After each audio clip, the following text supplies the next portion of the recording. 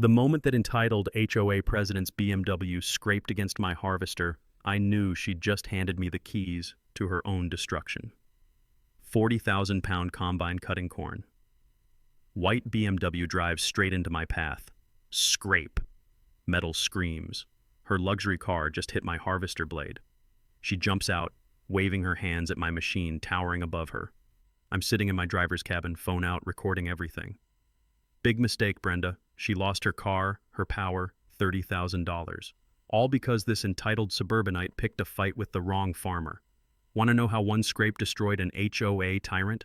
Let's go. What would you do if some HOA Karen tried to block your harvest on your own land? Drop a comment and let me know where you're watching from. Bonus points if you've dealt with HOA nightmares. My name's Jake Hartwell, third-generation farmer on 240 acres of Indiana corn country. 20 years I've worked this soil my grandfather left me. Wife Sarah, 2 kids, barely profitable farm, but it's home. Then 3 years ago, Meadowbrook Estates sprouted up next door like weeds. Suddenly I had neighbors who wanted rural charm without the rural reality. Meet Brenda Ashworth, 52, ex-corporate HR, HOA president with a God complex. Pearl white BMW, designer everything, calls my life's work that lifestyle choice. The kind of woman who moved to farm country to escape city problems, then spent every day trying to turn it back into the city. The war started over my access road. Same dirt path to reach our back fields. It's in the deed legal easement rights from 1943. But now it crosses Brenda's precious HOA common area, and she decided my tractors were damaging the pristine landscape. Picture this. I'm loading fertilizer bags when she click-clacks over in heels, clipboard ready. The smell of diesel fuel and fresh manure hangs in the morning air. She wrinkles her nose like I'm personally offending her existence. This ends today, Mr. Hartwell, she announces, waving papers. Your agricultural vehicles are destroying our entrance. Use the highway route, 4 extra miles, busy traffic, harvest trucks crossing during rush hour, pure insanity. Lady, my grandfather built this road before your HOA was even a bad idea. We'll see about that. I have connections at City Hall. Classic Karen move when facts fail, threaten mysterious connections. But Brenda wasn't done. She launched a full assault. Noise complaints about my 5 a.m. chores, petitions about industrial farming hazards. She actually set up a folding chair at my access road, playing Checkpoint Charlie with every piece of equipment. The crunch of gravel under her chair legs became the soundtrack to my mornings. She'd sit there with her umbrella, taking photos, filling out violation forms like she was documenting war crimes. My neighbor Jim couldn't take it anymore. Brenda, he called out one morning, you know what the difference is between you and Jake?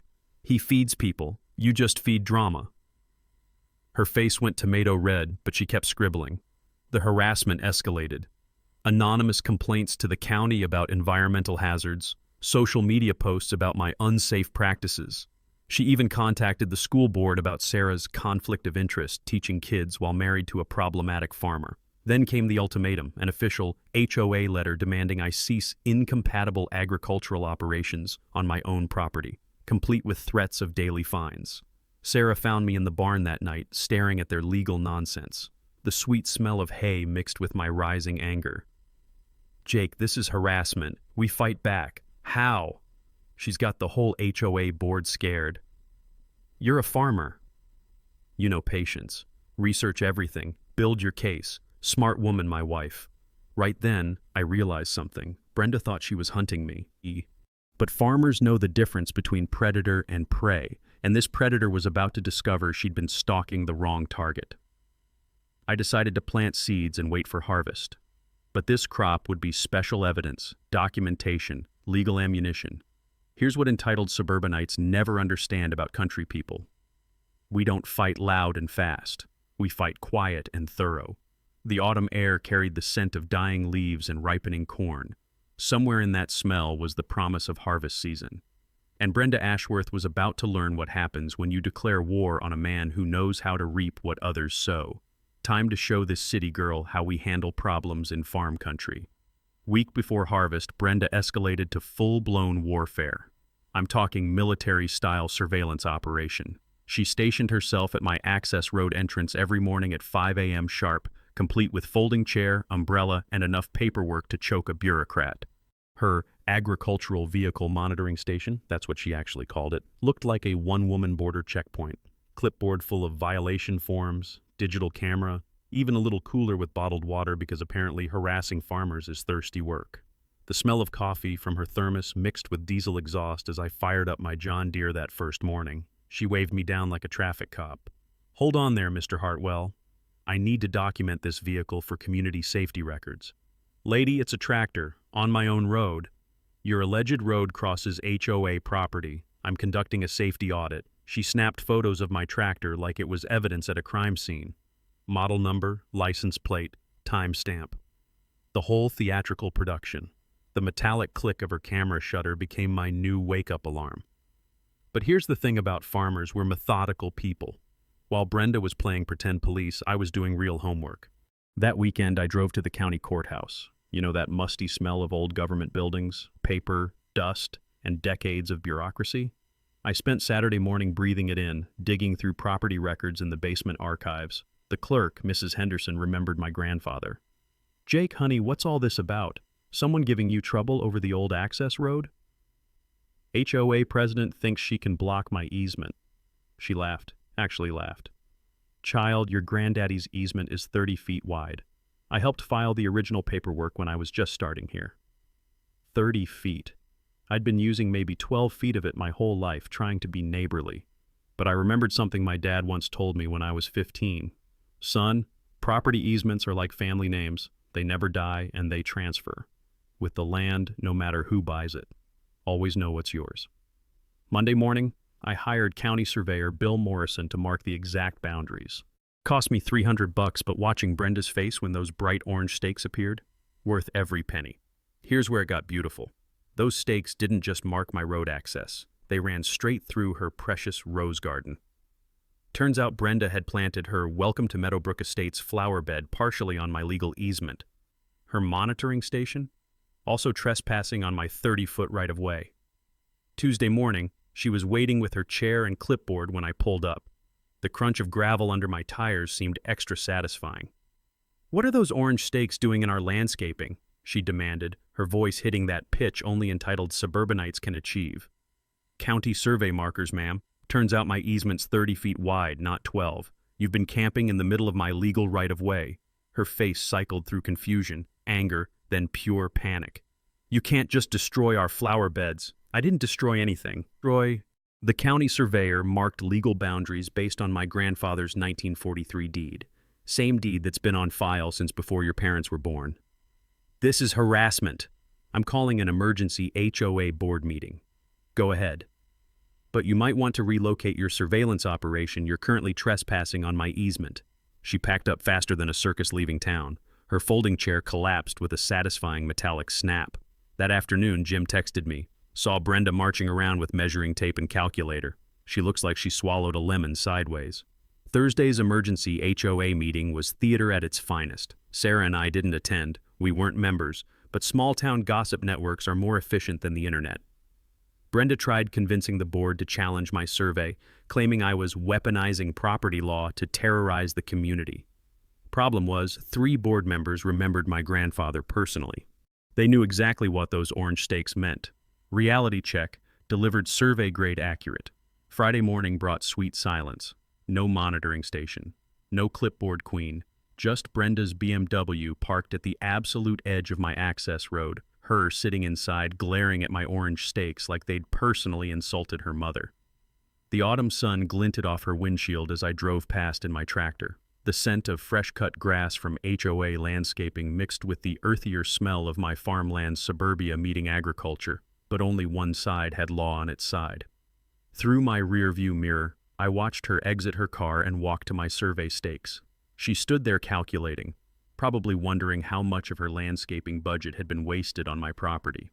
That's when I knew this was just round 1. Entitled people don't learn from being wrong, they just get more creative about being wrong. The question wasn't whether she'd retaliate. It was how spectacularly she'd screw up next time. Brenda's revenge came at 6 a.m. Monday, a county noise inspector at my door with official clipboard and measuring equipment. "Mr. Hartwell, multiple complaints about industrial farming operations violating residential quiet hours. I nearly spit out my coffee. Industrial farming? This family corn farm's been here since 1943. We've received several reports about machinery noise before 7 a.m. disturbing Meadowbrook Estates residents. Several reports. One woman versus 80 years of farming history. The smell of bacon from Sarah's breakfast skillet mixed with my rising irritation as this bureaucrat tested decibel levels on my perfectly normal John Deere. While he was playing with his sound meter, Brenda launched her media blitz. She'd created Concerned Citizens of Millbrook County on Facebook, posting daily photos of what she called agricultural pollution. Literally just normal farm dust on dry autumn days. Her masterstroke post went viral locally. Dangerous industrial farming threatening our children. Toxic dust clouds. Heavy machinery operated without safety oversight. When will officials protect families from agricultural harassment? The comments split perfectly. Newer residents panicking, older locals defending reality. Mrs. Patterson, 40-year resident, wrote back, "Brenda, that's corn dust. It's been here longer than you. Maybe move somewhere without farms." But some suburbanites were buying her narrative. Tuesday morning, Sarah showed me her phone over breakfast. The crunch of toast seemed extra loud in the tension. "Honey, she's got 12 people convinced you're running some kind of toxic waste operation." That's when I remembered advice from my extension agent years back. In farm disputes, documentation beats emotion every time. I'd thought it was overkill then. Now it felt prophetic. I went full documentation mode. Security cameras at every access point. Time-stamped activity logs. Photos showing normal dust levels.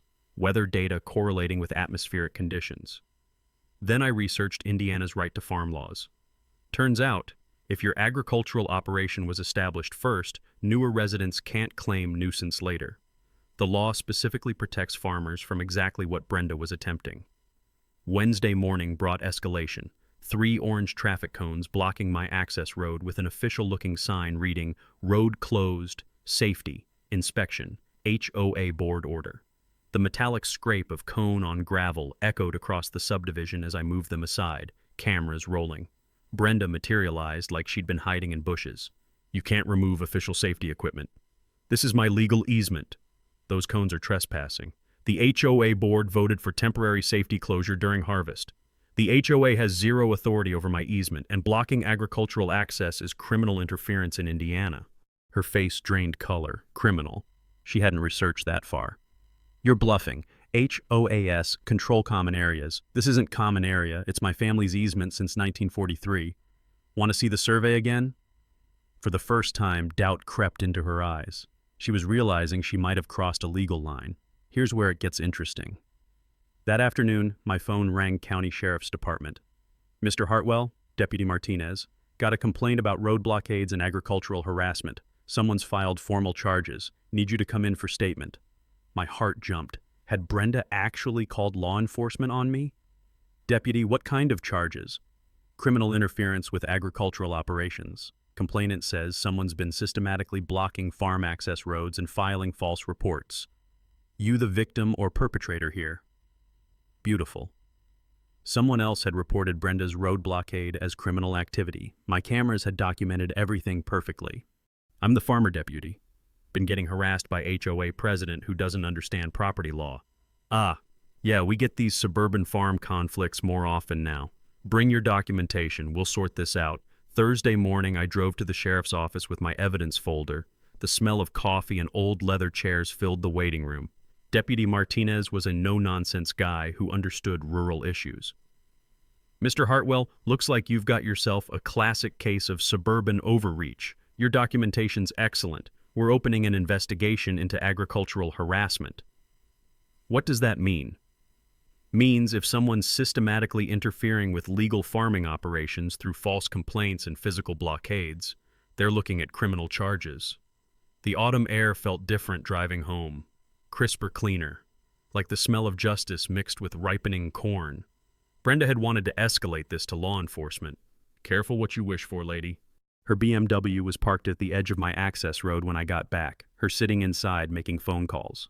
Probably to her lawyer, or her husband, or whoever suburban people call when their harassment campaigns backfire. Through my windshield, I watched her end a call and stare at my farmhouse. Even from 50 yards away, I could see the calculation in her posture. This wasn't over. Desperate people do stupid things, and Brenda was about to get very desperate. Friday morning, Brenda went nuclear. Channel 8 news van pulled up to my driveway at 7 a.m. "Ma'am, you called about agricultural terrorism?" The reporter, Jessica Torres, looked skeptical from the start. "Absolutely. This man is using industrial farming as a weapon against families." Brenda gestured wildly at my John Deere sitting peacefully in the barn. "Toxic dust clouds, intimidation tactics, deliberate harassment of suburban residents." I watched from my kitchen window, coffee growing cold, as this woman destroyed her credibility on live television. The smell of Sarah's bacon mixed with the sweet satisfaction of watching someone hang themselves with their own rope. "How long has this farm operated here?" Jessica asked. "That's irrelevant. Children's safety comes first. But if farming predates the subdivision, are you taking his side?" "This is media bias." Brenda's voice hit that pitch that makes dogs howl. Jessica exchanged glances with her cameraman. They packed up after 8 minutes of Brenda ranting about agricultural conspiracies and farming terrorism. The news van left without even asking for my comment, but Brenda's humiliation only made her more dangerous. Saturday morning, I found my access road completely blockaded. Not just Cone's professional sawhorses with yellow caution tape, official-looking signs reading "Road closed by order of Millbrook County HOA." The metallic clanking of equipment installation at dawn had woken the entire subdivision. My security cameras captured the whole midnight operation. Brenda directing 3 other people like a construction foreman, everyone wearing reflective vests to look official. The level of premeditation was stunning. Time for my nuclear option. I'd found something beautiful in my legal research. Indiana Code 32-30-6 makes agricultural interference a serious felony.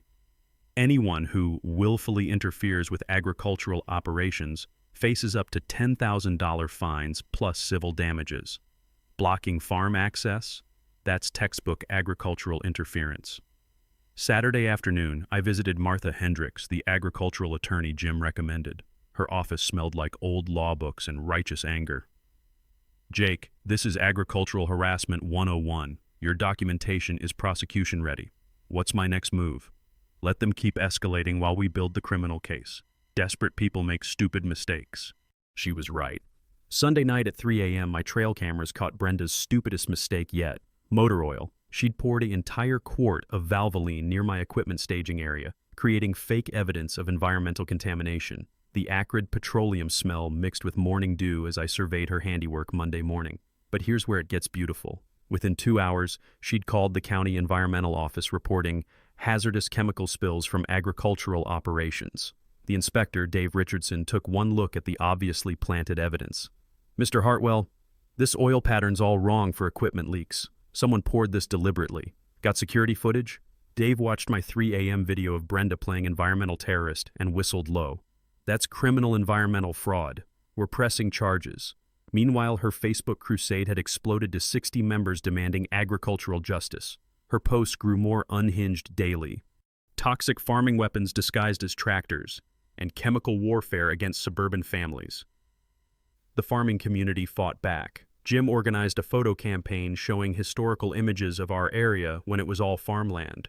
Local farmers shared modern safety standards, agricultural protection laws, environmental compliance records. But Brenda had saved her most desperate move for last. Wednesday afternoon, 2 state environmental inspectors showed up with federal paperwork. "Mr. Hartwell, we're investigating reports of Clean Air Act violations, soil contamination, and hazardous material storage." My heart sank. State inspectors meant serious business. The bureaucratic smell of government forms filled my kitchen as they explained someone had filed detailed complaints alleging federal environmental crimes. 4 hours of testing later soil samples, air quality measurements, equipment inspections, chemical storage review, they delivered their verdict. "Mr. Hartwell, your operation exceeds all federal standards. You're actually cleaner than required." Inspector Williams paused. "However, we found evidence of fraudulent contamination designed to frame your farm. The oil spill was clearly staged. What happens now?" "Federal environmental fraud charges. Whoever did this is looking at serious prison time." That evening, Deputy Martinez called with an update. "Jake, your neighbor just graduated to federal charges: environmental fraud, filing false federal reports, agricultural terrorism. She's facing 5 to 10 years." The autumn sun set over my cornfields, casting golden light across acres of grain nearly ready for harvest. The sweet smell of ripening corn mixed with the satisfaction of watching justice finally catch up with entitled stupidity. But something in my gut said Brenda had one final desperate move coming. Because when people face federal prison time, they don't surrender quietly. They go down swinging. Thursday morning, Eleanor Walsh dropped a bomb that changed everything. The 73-year-old retired accountant had been digging through HOA financial records public information she'd requested as a concerned homeowner. She spread the papers across my kitchen table like she was dealing cards in a high-stakes poker game. "Jake, honey, your neighbor's been stealing." The smell of Sarah's fresh coffee mixed with the satisfaction in Eleanor's voice as she pointed to a line item. Legal consultation services, agricultural dispute resolution, $15,000 in 6 months. "That's a lot of money to harass one farmer," Sarah observed. "Gets better. All payments went to Ashworth Property Solutions, LLC.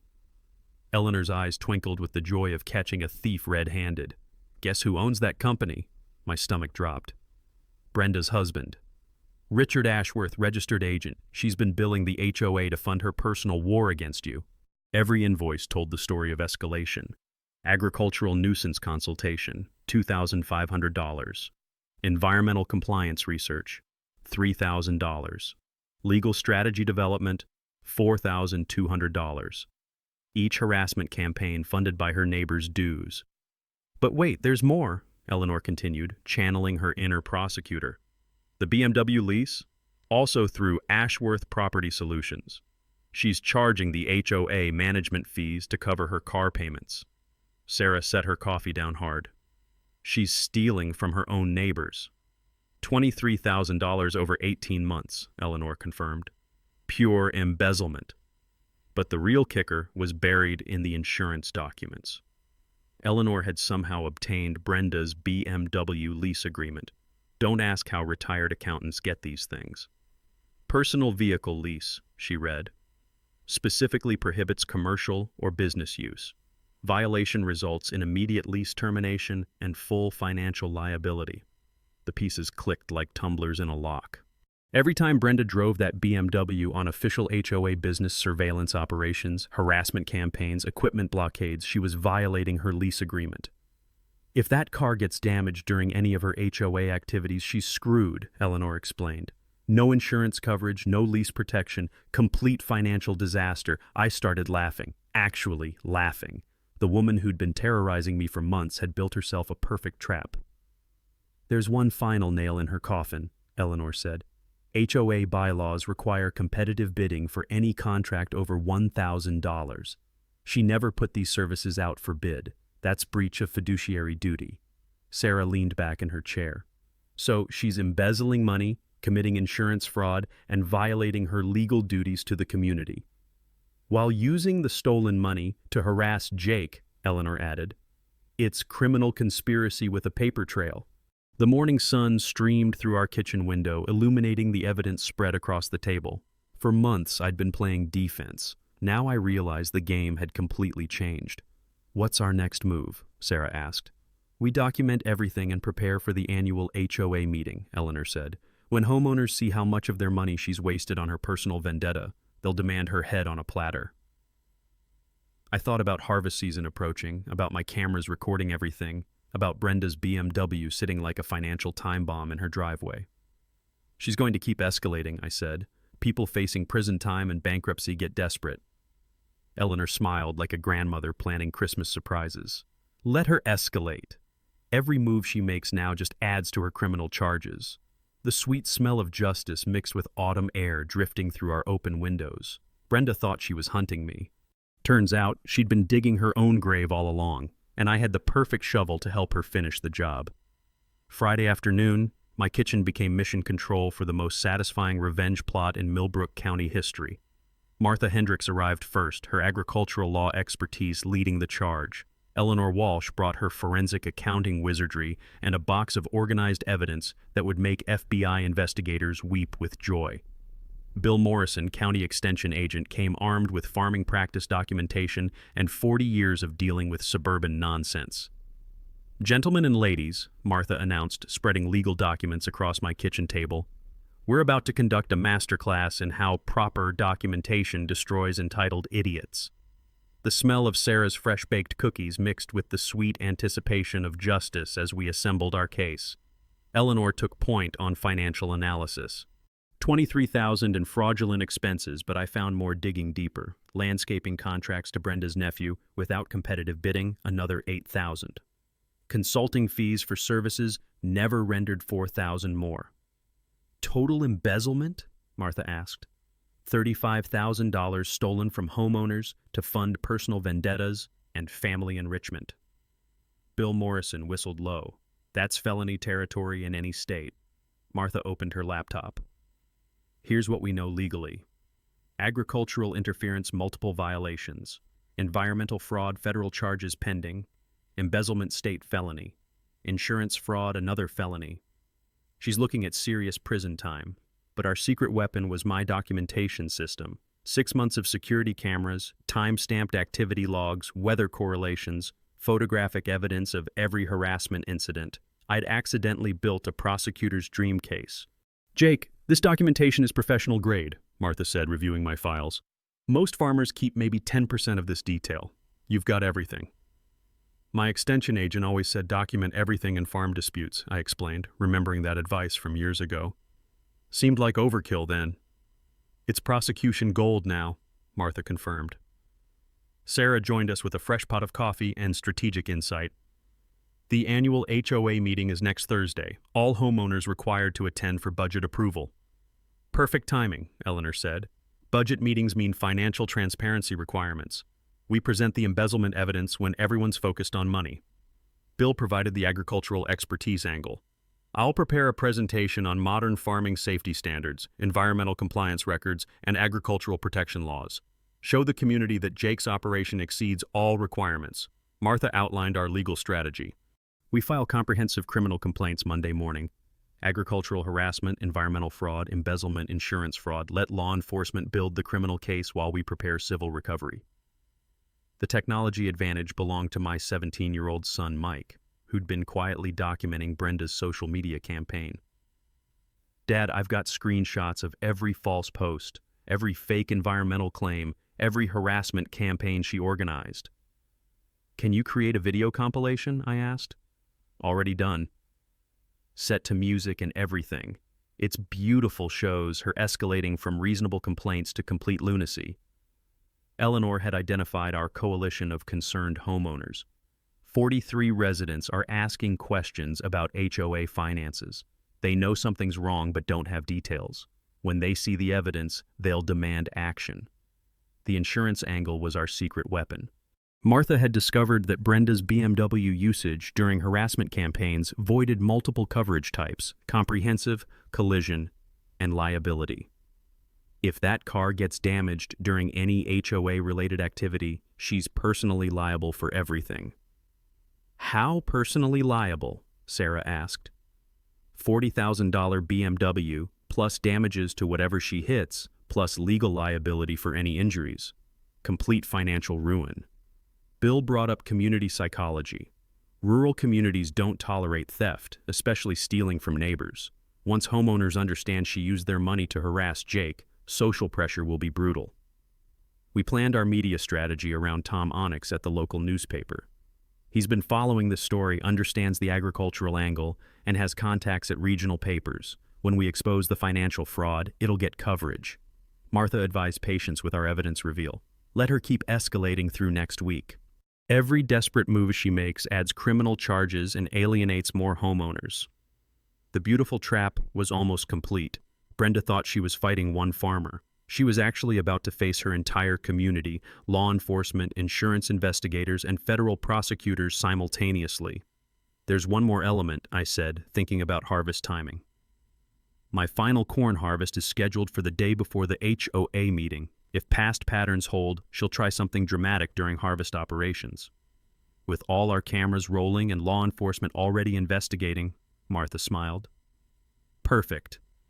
Eleanor organized our evidence into presentation format: financial charts, timeline of harassment, documentation of fraud schemes. This will take 20 minutes to present and destroy her completely. The autumn sun was setting over my cornfields as our war council concluded. The sweet smell of ripening grain mixed with anticipation of harvest, both agricultural and personal. Sarah walked our allies to their cars while I stood on the porch, looking across my land toward Brenda's subdivision. Tomorrow would bring the final week of this conflict. "You ready for this?" Sarah asked, joining me. "Been ready since she first set up that checkpoint. Time to show this entitled suburbanite how country justice works." The stage was set, evidence assembled, allies positioned.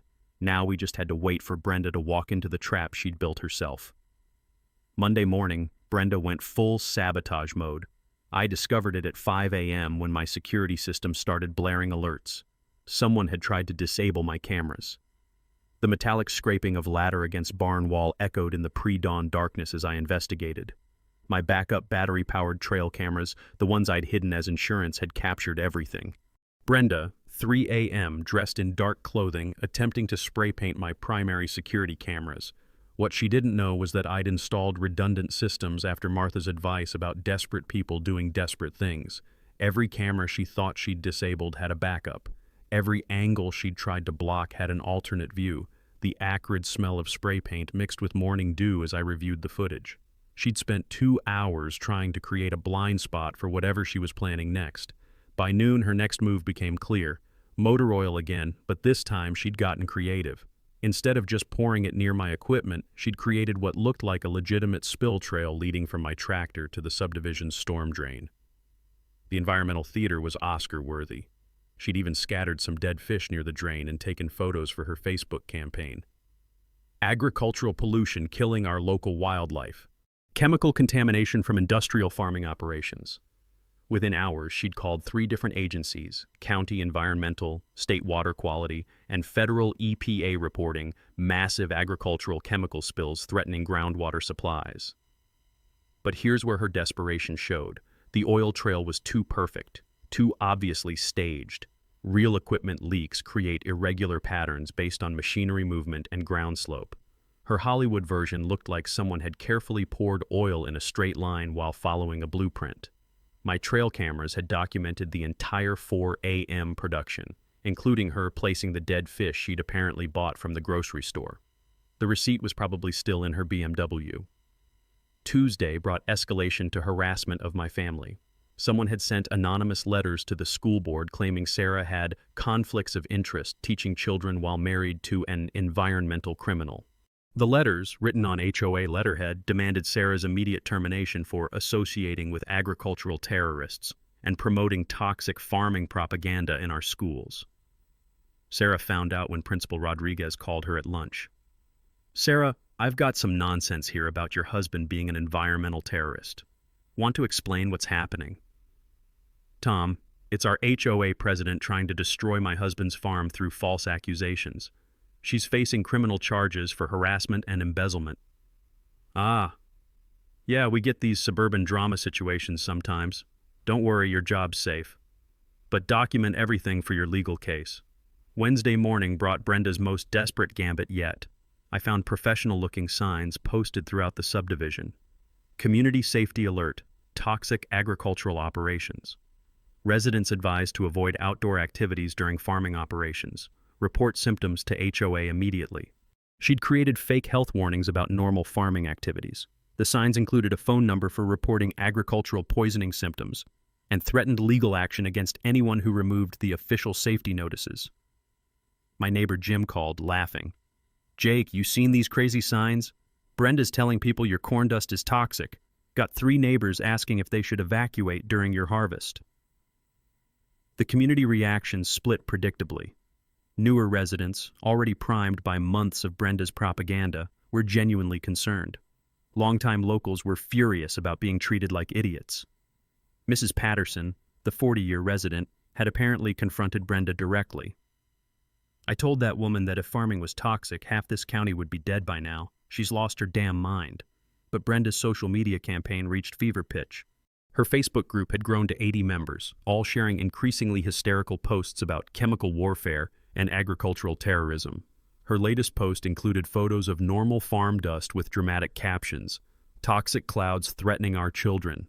When will authorities stop this madness?" Share to save lives. The comment section was a battlefield between newer residents demanding action and longtime locals defending reality. Several people had shared scientific articles about agricultural dust, safety standards, and environmental compliance. Thursday afternoon, I got the call I'd been expecting. Deputy Martinez with an update on the criminal investigation. Jake, your neighbor just upgraded herself to federal terrorism charges, filing false reports about chemical weapons, creating public panic about agricultural operations, and something called agro-terrorism threats. Agro-terrorism? That's a real thing? Post 9/11 law about threatening agricultural infrastructure. She claimed your farm was conducting chemical attacks on the community.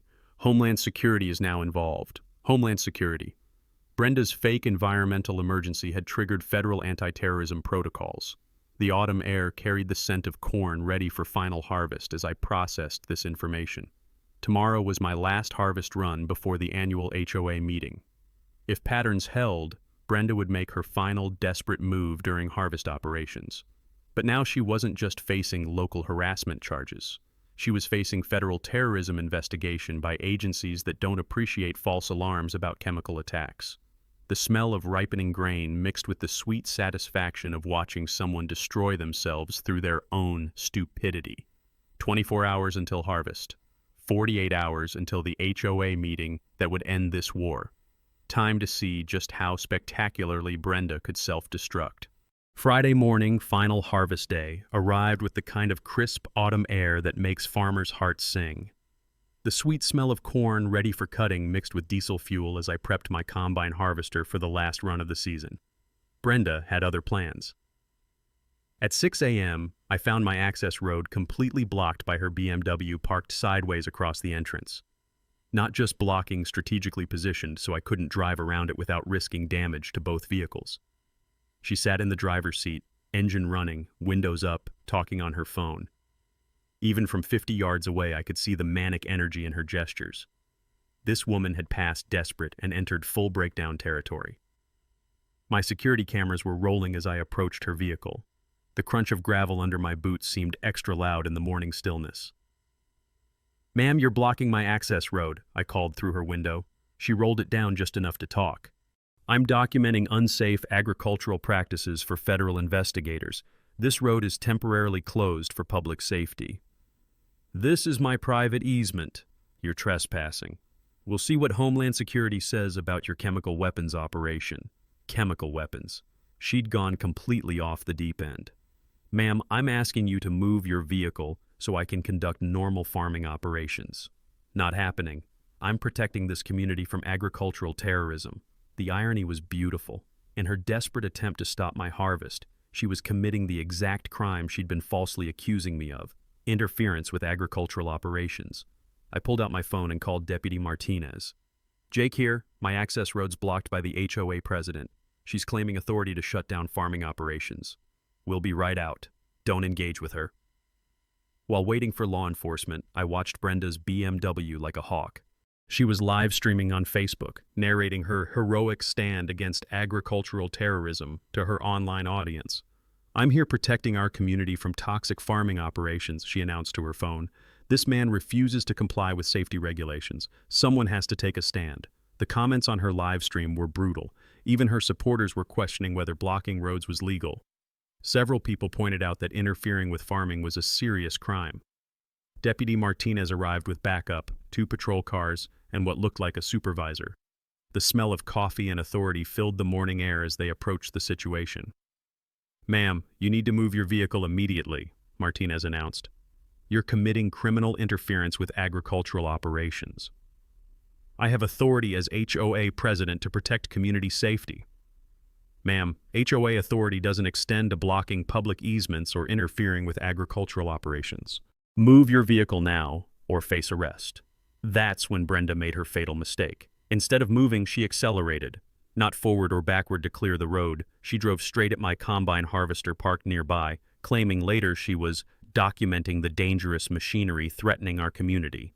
The sickening crunch of luxury car meeting agricultural steel echoed across the subdivision.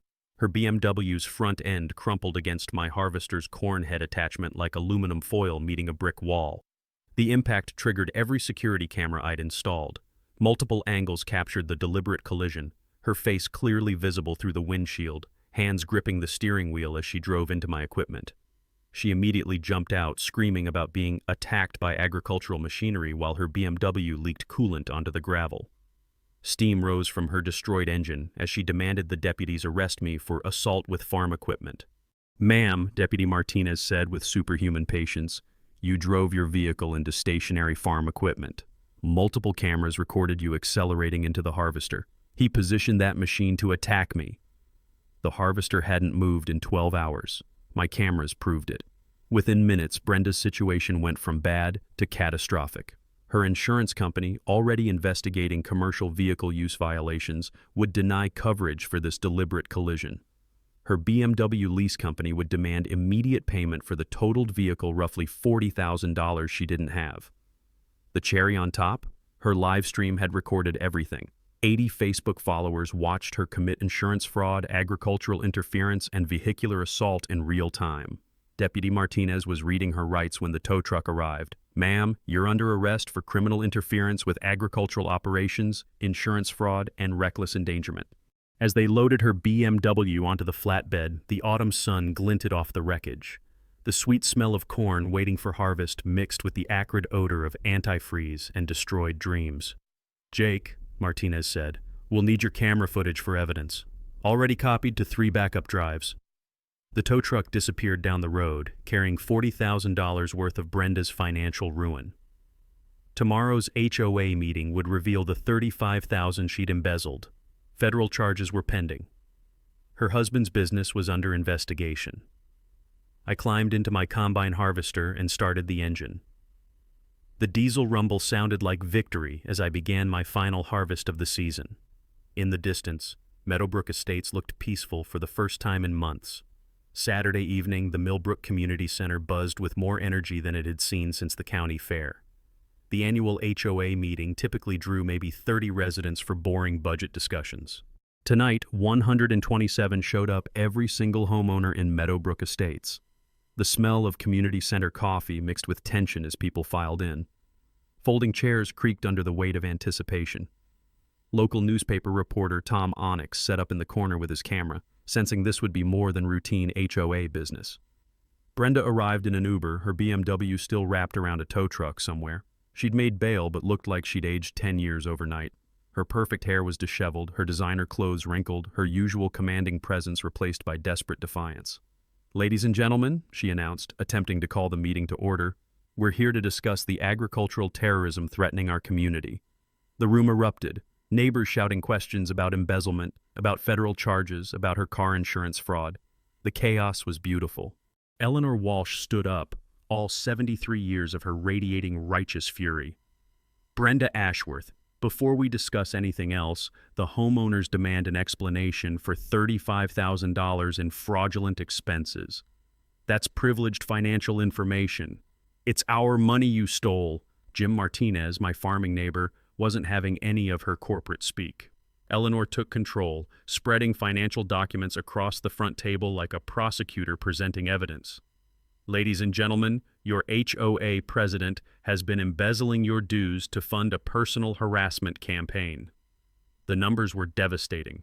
$15,000 to her husband's company for legal consultation, $8,000 to her nephew's landscaping business without competitive bidding, $12,000 in fraudulent management fees covering her BMW payments.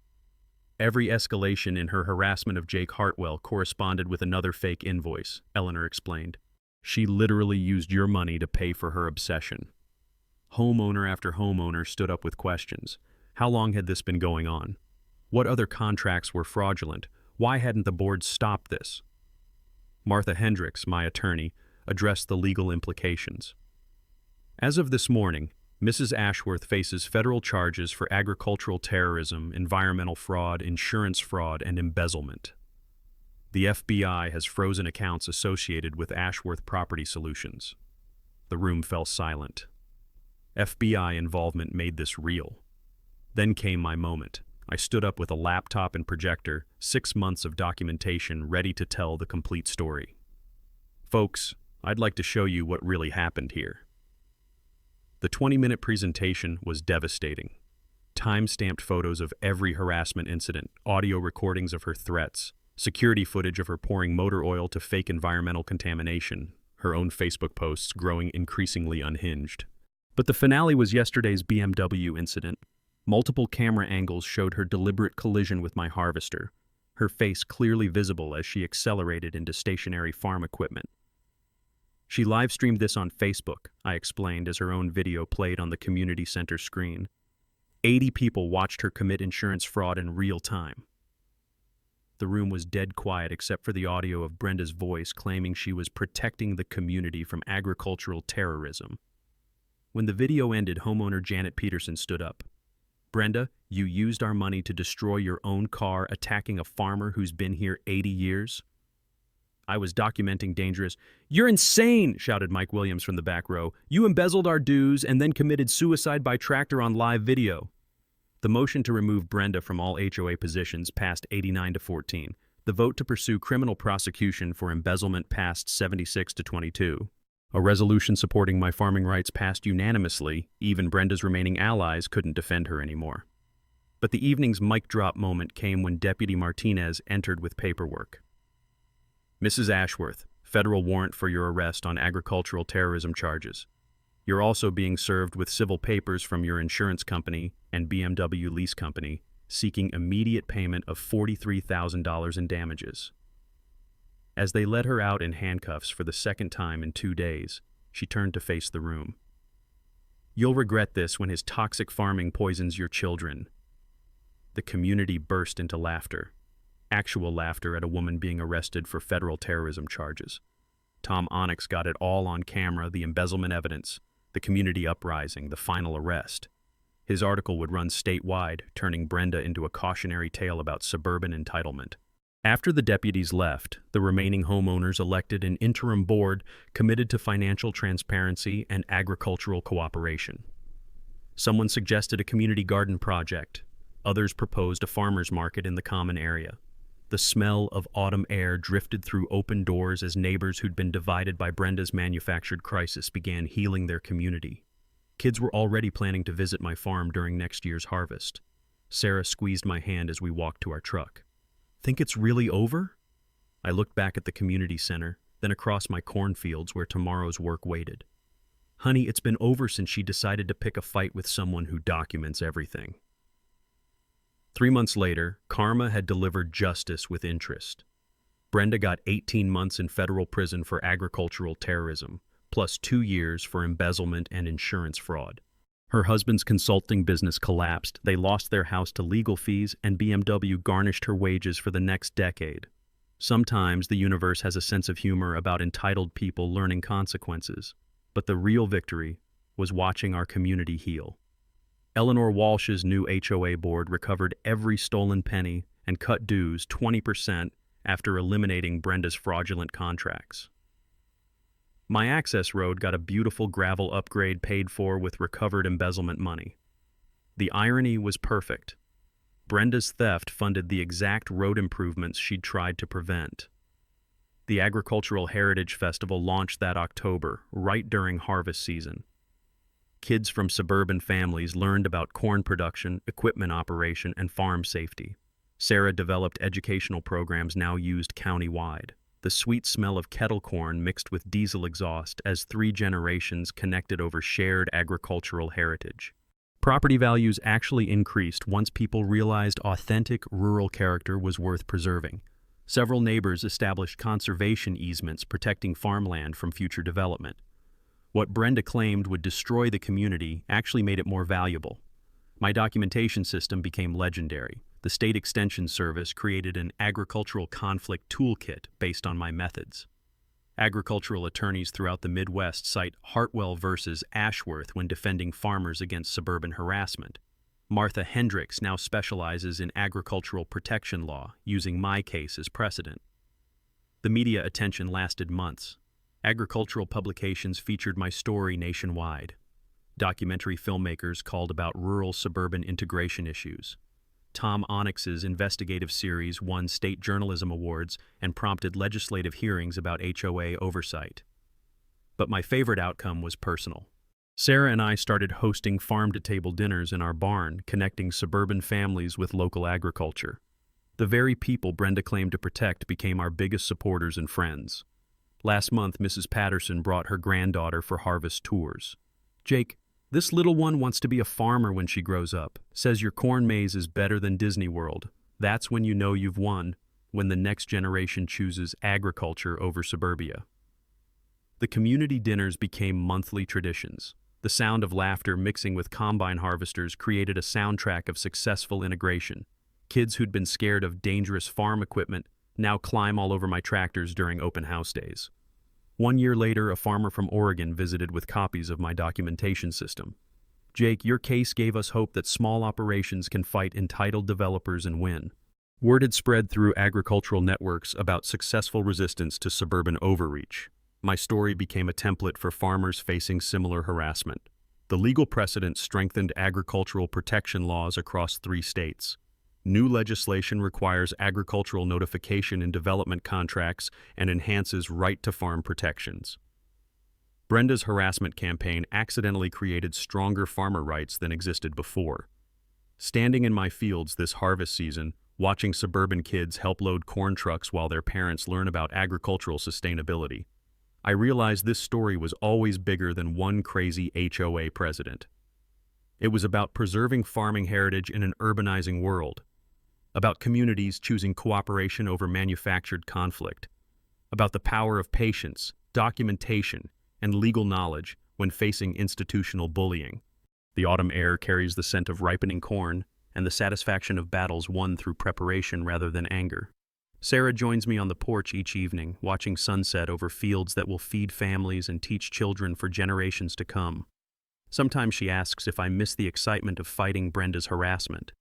"Honey," I always answer, "the best revenge isn't fighting crazy people. It's building something beautiful while documenting their self-destruction." The Scholarship Fund helps 3 local kids study agriculture each year. The festival brings 5,000 visitors annually. The conservation easements protect 800 acres of farmland.